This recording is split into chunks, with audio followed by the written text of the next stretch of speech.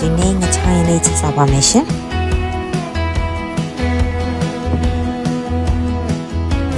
ခန်းချင်းတင်နေမင်းကလော်တဲ့ချက်တော့ဖြူရပြည့်စက်ထားပြီးပါရှင်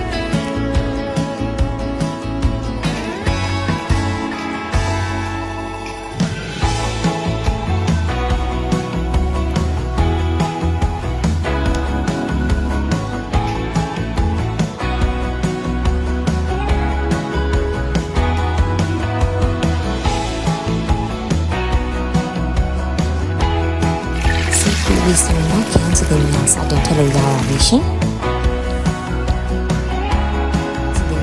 ကြည့်အောင်မွေးပေးပါရှင်။ခန်းစတဲ့များကြည့်သွားပြီဆိုတော့ငချောင်းများထည့်ပါရှင်။